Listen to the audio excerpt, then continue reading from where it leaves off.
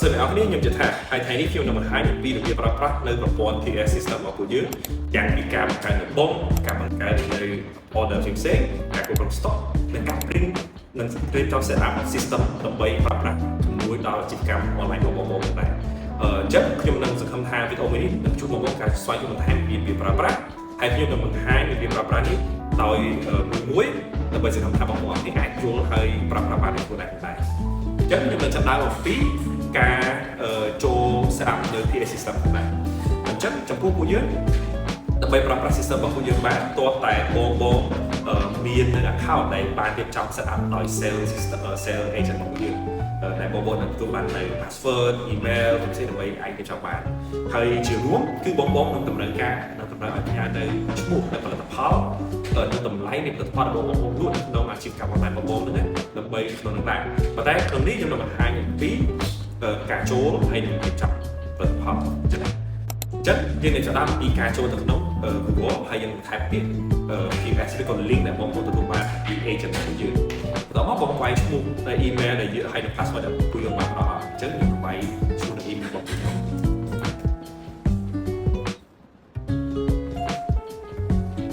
អូខេបន្តមកទៀត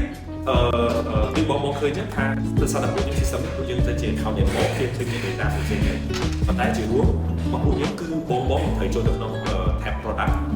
បន្ទាប់មកបងត្រូវពី create ចុចពី create វិញកន្លែងនេះបងអាចដាក់ឈ្មោះនៅបណ្ដាផ្សេងៗដែលបងអាចលក់ឧទាហរណ៍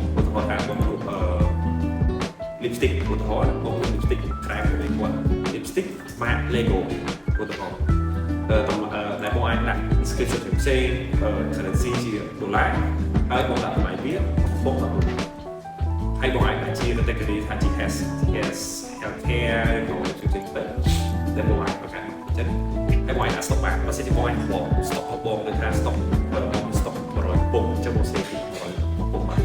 ហើយបងនិយាយចាំថាបើសិនជាកន្លែង stock threshold នេះថាបើសិនជាវាធ្លាក់ដល់10ឬក៏20ទៅបងចង់ឲ្យ system ហ្នឹងឥឡូវបងថាអូ stock នៃ